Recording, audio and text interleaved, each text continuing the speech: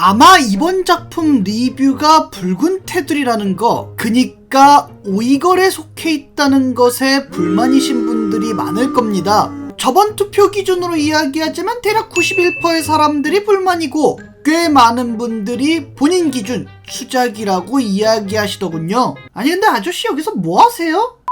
결론부터 이야기하자면 저도 이 작품이 평작이라는 의견에는 동의하는 편입니다. 엔젤비트가 가지고 있는 특별한 장점이 있다는 것은 분명하니까 말이죠. 그렇게 이 작품을 덮어놓고 깎아낼 생각, 무지성 억가를 할 생각은 1도 없습니다. 그러나 저는 이 작품이 과거 그 유명한 감동연이 3대장이라고 평가받았다는 점, 정말 잘 만든 수작이라고 평가를 받았다는 점에는 동의하지 않는 편이에요. 너무 많은 캐릭터들, 너무 커다란 세계관, 그로 인해 급급한 캐릭터들의 감정선, 회수하기 급급한 떡밥들까지 솔직하게 이야기해서 후에 리뷰할 샤를로트와 비교해도 깔끔하지 못한 편이죠. 그럼 도대체 어떤 부분이 좋았고 어떤 부분이 그렇게 문제인지, 도대체 이 프로볼 편너는 뭐가 그렇게 불만인지 한번 주저리 떨어보도록 하죠. 오늘은 망작이라고 하기에는 애매하니 중간 코멘트 없이 바로 진행하도록 하겠습니다. 그래도 인트로 없음 섭섭하죠? 인트로 컴온!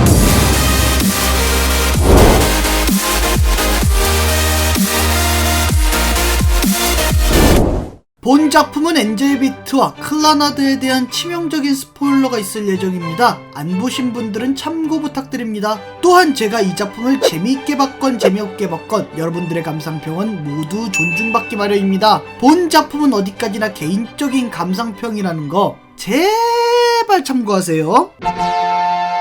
앞서 이야기했듯 엔젤비트는 그래도 괜찮다 라고 이야기하는 의견이 지배적입니다. 개인적인 생각으로 엔젤비트가 이렇게 호평받는 데에는 크게 3가지 이유가 있다고 보는데요. 첫 번째, 작화. 엔젤비트는 2010년도에 방영한 애니메이션입니다. 그럼에도 불구하고 꽤나 준수한 작화를 보여주고 있죠. 이런 작화가 포텐이 터지는 부분이 바로 총기인데, 실제 총기 액션을 보면 2010년대 애니라는 게 믿기 힘들 정도로 놀라운 액션을 보여줍니다. 거기에 놀랍게도 여기에는 고증도 포함되어 있는데, 주변 무기 덕후인 지인의 말로는 엔젤비트는 자신이 알고 있는 몇 안 되는 무기의 진심인 애니다. 사용하는 총기를 찾는 매력이 있다고 얘기해주더군요. 그럴 노력으로 시나리오나 좀 제대로 써주지. 두 번째, 바로 클라나드. 갑자기 여기서 클라나드가 왜 나오냐 싶으실 텐데, 저는 이 작품이 이렇게 고평가받는 것에는 클라나드의 여파가 나름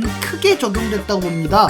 제가 클라나드 일기 리뷰에서도 얘기했던 것처럼 마에다 준 각본을 원본으로 두고 있는 세 작품, 에어, 카논, 클라나드, 이 세 작품 모두 애니메이션이 나름 호평받고 있으며, 클라나드 같은 경우는 애니 역사의 길이 남을 클라나드는 인생이다 라는 표현을 남길 정도로 호평을 받고 있는 작품이죠. 그 각본가의 오리지널 애니메이션, 우와, 이번에는 또 어떤 감동적인 애니메이션을 만들어줄까? 또 역대급 애니메이션을 만들어주겠지? 너무나 기대돼! 라는 기대를 한 몸에 받았을 겁니다. 물론 그럴 경우 드는 의문, 원래 기대가 너무 크면 실망도 큰 법 아닌가요? 네, 맞습니다. 기대가 너무나 크면 그의 기대를 채우지 못하게 될 경우 실망이 크기 마련이죠. 실제로 실망해 호평하는 팬들도 있다고 합니다. 그러나 이 부분에 있어서 엔젤비트는 좀 예외인 게 있는 게, 우선 기본적으로 팬들의 분위기 자체가 클라나드급은 우리가 너무 큰 기대한 거겠지? 다음에는 잘해주겠지 와 같은 자체적으로 쉴드를 쳐주는 분위기였습니다. 그만큼 클라나드가 대단한 작품이라는 거죠. 거기에 뒤에서도 이야기하겠지만 엔젤비트는 1쿨 분량의 애니메이션, 반면 클라나드는 1, 2기, 그것도 각 2쿨 분량으로 총 4쿨이라는 어마무시한 분량입니다. 때문에 여론 자체가 분량을 확보하지 못해 아쉬운 결과물이 나온 것이다로 굳혀지는 분위기가 된 거죠.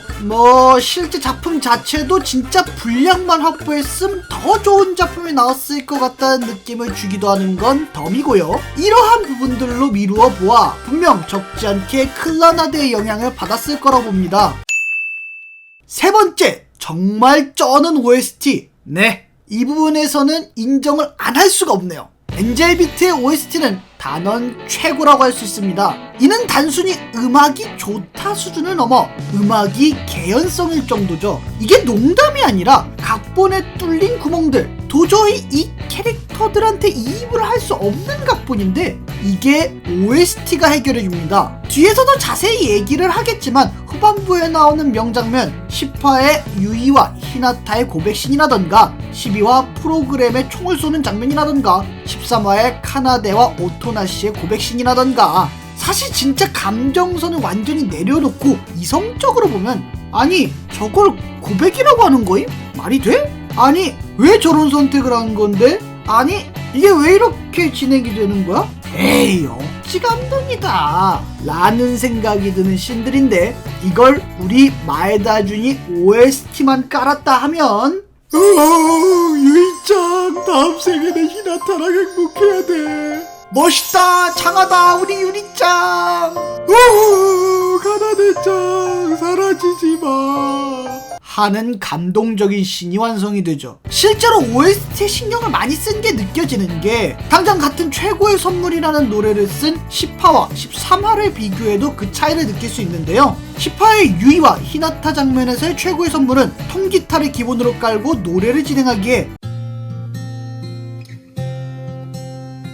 아련하지만 뭐랄까 마냥 슬프지만은 않은 그래서 이들의 아름다운 미래가 기대가 되는 묘한 희망을 주는 느낌인데 반해 13화 카나데와 오토나시 장면에서의 최고의 선물은 피아노를 기본으로 끌고 노래를 진행하기에 진짜 영영 헤어질 것 같고 다시는 못 만날 것 같은 대단히 마음 아픈 슬픈 감정을 선사해줍니다. 실제 제가 아는 애니 유튜버 작은방 덕후님하고 엔젤비트 관련 이야기를 나누었던 적이 있는데 작덕님이 이런 얘기를 하시더라고요. 사실 OST와 시나리오를 한 사람이 혼자서 만들어낸다는 게 엄청난 메리트인데 어떤 파트에서 어떤 흐름의 음악이 나와야 하는지 이런 부분들이 많은 사람들의 조율 과정 없이 제작된다는 건 흔히들 말하는 깔끔한 완성도를 더욱 높일 수 있다는 거죠.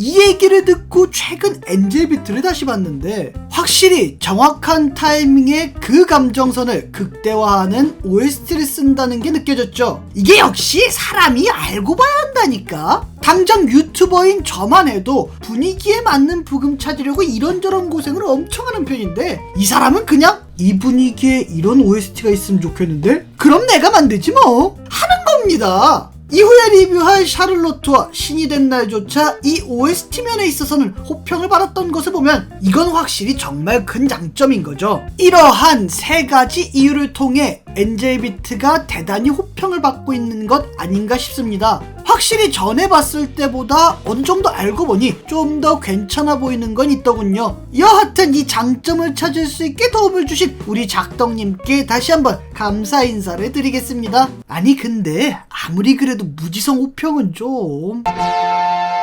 네, 인정합니다. OST가 정말 쩔어주고 어썸하다는 거. 그래서 저도 다시 보면서 울컥하는 게 있었다는 점 인정합니다. 그래서 저도 이 작품이 망작이라고 생각하지는 않아요. 그러나 이 작품을 수작이라고 이야기하기에는 너무나 큰 단점이 있는데 뭐 이 작품을 호평하시는 분들조차도 인정하는 분 바로 스토리입니다. 다른 부분들을 완전 제외 스토리만 가지고 이야기하자면 그 다음 작품인 샤를로트보다도 못하고 깔끔한 걸로만 따지면 신이 된 날보다 못한 수준입니다. 엔젤비트는 1에서 4화, 5에서 6화, 7에서 9화, 10에서 13화 이렇게 크게 4파트로 나눌 수 있는데요. 사실 구성만 보면 그렇게 나쁘지 않고 오히려 깔끔한 수준이죠. 그렇다면 무엇이 문제인가? 우선 첫 번째, 위기감을 주기 위한 억지 설정들. 엔젤비트는 위기를 만들기 위해 여러 상황이나 설정들을 추가하는데 이런 설정들이 다소 자기적인, 노골적으로 이야기하자면 억지가 너무 많습니다. 우선 기본 설정들을 간단하게 요약하자면 1. 본 세계는 사후세계이며 사춘기 시절에 억울함이 있는 사람들이 모여있는 곳이다. 2. 이곳에서 사춘기 시절의 미련을 해결하면 성불한다. 3. 이곳에 온 것이 납득이 안 가고 환생하고 싶지 않은 사람들이 모인 집단이 SSS다. 4. 천사라 불리는 카나데는 이곳에 온 아이들을 성불시키려고 한다. 대충 뭐 이 정도가 기본 설정입니다. 스타트 자체는 나쁘지 않네요. 자, 그럼 이제 큰 사건을 기준으로 정리해볼까요? 5, 6화 스토리는 카나데를 학생회장 자리에서 물러나게 해 그녀의 힘을 무력화하려고 하는데, 알고 보니 부회장이라는 녀석이 더 노답이었다는 거. 그리고 갑작스럽게 밝혀진 진실, 부회장은 사람의 마음을 조종할 수 있는 능력을 가지고 있다. 네, 뭐 우선 다음으로 넘어갑시다. 7에서 9화, 식량이 부족해 물고기를 잡던 중 넘나 커다란 물고기 등장. 그걸 쓰러뜨리기 위해 카나데는 분신을 만들어내는 스킬 하모닉스를 씁니다. 그런데 그 능력이 폭주하는 바람에 분신체들이 멋대로 늘어나고 다른 애들 성불시키려고 한다. 네, 다음 10에서 13화, 갑자기 의문의 그림자가 튀어나와 영혼들을 억지로 NPC화 시켜버리고 이를 막기 위해 전투 요원들을 제외 모두 성불하는 길을 선택하고 그 의문의 그림자의 정체를 밝혀내게 되는데, 바로 이곳에 있었던 한 영혼이 만든 프로그램으로 이곳에서 사랑이 생겨나면 다른 이들을 전부 억지로 NPC화 시킨다는 거. 그리고 이 프로그램을 소유하게 되면 이곳의 신이 될 수 있다. 이쯤 되면 아마 다들 이런 생각 하실 거예요. 이거 말이 안 되잖아. 우선 이것부터 정리하고 가겠습니다. 설정 자체가 말이 안 되네, 이런 걸 이야기하고 싶은 게 아닙니다. 애초 12화에 프로그램이 본인 스스로 이런 얘기를 해요. 우리도 어떤 작동 원리로 이렇게 됐는지 몰라. 그런데 니들도 흙으로 총 만들어내잖아. 사실상 프로그램이 한 말이지만 어떻게 보면 각본가 마에다 중에 한 말이기도 하죠. 야, 갑자기 천사람에서 칼 튀어나오고 쉴드 치는 여자애도 있고, 흙으로 무기 만들고 그 무기로 사람을 쏘는데 별 반응이 없고, 원래 이런 세계인 거야, 그냥 좋게 좋게 넘어가, 이런 맥락인 겁니다. 이게 무슨 근본도 없고 맥락도 없는 소리인가 싶지만 그럴 수 있습니다. 애니적 허용으로 넘어갈 수 있어요. 근데 앞서 이야기한 천사의 능력, 흙으로 무기로 만드는 것과 뒷부분 설정들과는 크게 차이 나는 게 있는 게, 자, 천사의 능력이나 흙으로 무기를 만드는 건 그래도 초반부에 나온 설정들입니다. 애초에 기본 스타트 자체가 천사와 SSS의 대립 아닌가요? 뭐 이건 기본 설정이라니까 그냥 넘어갈 수 있는 거예요. 근데 부회장부터는 무슨 설명을 해줘야 할 거 아닙니까? 여기에 오는 애들 중에서는 특별한 능력이 있는 애들이 있다, 뭐 이런 설정 말이에요. 하물며 그 다음 작품인 샤를로트도 이렇게 맥락 없이 갑자기 툭 튀어나오지는 않아요. 그리고 그 물고기 잡다가 위기 상황이 벌어져 분신술을 썼는데 그 분신술들이 폭주를 했다. 그리고 이 세계에서는 사랑이 피어나면 프로그램이 발동하고 이들을 전부 리셋시킨다. 아니, 여기 오는 청춘들이 얼마나 혈기왕성한데 사랑이 피어난다고 세계를 리셋한다는 게 이게 말이나 되는 소리입니까? 그 조금만 섬 타면 위기상황 바로 통제, 노란 딱지야 뭐야. 기본적으로 후속으로 추가되는 설정들이 위기를 위한 위기들인 경우라고 느껴진다는 거죠. 아니, 무슨 떡밥이라도 던졌어야 할 거 아니에요. 뭐 부회장이 이상한 낌새를 보인다, 능력이 폭주하는 경우들이 종종 있더라, 과거에 어떤 그림자들이 나타났더라, 이런 떡밥들이 있어야지 뭐 우리가 납득할 거 아닙니까? 이게 무슨 데우스 엑스 마키나야 뭐야. 클라나드에도 이와 비슷한 경우가 있는데, 바로 우시오가 죽게 되는 장면인데, 알고 보니 우시오도 어머니인 나기사 마냥 고질적인 병이 있었고 그로 인해 결국 죽게 되는데요. 물론 대단히 슬프고 마음이 아픈 신이기는 합니다만, 사실 이 장면에 대해서는 클라나드 팬들조차 너무 억지스럽다는 이야기라는 사람들이 꽤 있습니다. 더 나아가 이 평행우주니 뭐니 해서 이러한 세계가 모두가 사는 세계로 바뀌어 해피엔딩이 되었다, 뭐 이런 그런 설정이 있는데, 이 부분도 제가 리뷰했지만 다소 자기적이죠. 그러나 클라나드는 떡밥들을 계속해서 던지기는 했습니다. 우시오의 경우는 어머니도 몸이 허약했다, 그거를 이어받았다는 나름의 핑계거리가 있었고, 그로 인해 좀 억지스럽지만 넘어갈 수 있다 였습니다. 평행우주 떡밥은 사실 1, 2기를 통틀어 틈만 나면 정말 뜬금없이 막 던져왔기에 그걸 생각하면 어느 정도 납득은 갑니다. 무엇보다 이 세계관은 작품의 명장면, 주제와 크게 영향을 주지 않으며 오히려 방해만 될 뿐입니다. 엔젤비트는 물론 이거와 전에 리뷰한 클라나드조차 말이죠. 자, 엔젤비트의 최고의 명장면 역시 10화 유이와 히나타 씬과 13화 카나데와 오토나시 씬이죠. 이 장면들이 세계관과 어떤 연관성이 있나요? 초반 1화에 설명하는 성불하고만 관련되어 있습니다. 이후에 나오는 뭐 초능력이네, 의문의 능력이니 그런 것과는 아무런 관련이 없죠. 물론 7, 9화 스토리에서 분신체를 처리하는 과정에서 카나데가 쓰러졌고 오토나시가 카나데를 간호하는 과정에서 카나데의 심장이 오토나시의 심장인 사실이 밝혀지는 순간이 분명 있습니다. 하지만 그거 하나를 위해 무려 3화를 소비했다. 너무 과해요. 막말로 그 부분을 통째로 드러내고 부회장과 대립하는 과정에서 카나데가 다쳤고 그걸 오토나시가 간호하는 방식으로 나아갔다면 무려 3화를 아껴서 더 많은 이야기를 할 수 있었을 겁니다. 굳이 여기서 분신술이네 폭주네 그런 걸 넣을 필요가 없었다는 말이죠. 그리고 이런 과한 세계관과 설정 때문에 정말 중요한 몰입을 방해하는 장면이 있으니 바로 13화 카나데와 오토나시 씬입니다. 몰입이 잘 되셨던 분들이 앞서 말했듯이 가지마 카나데 하셨겠지만 저 같은 경우는 머릿속에서 의문이 떠나지를 않았는데 그러면 오토나시가 먼저 죽고 카나데한테 심장이 이식됐다는 얘기인데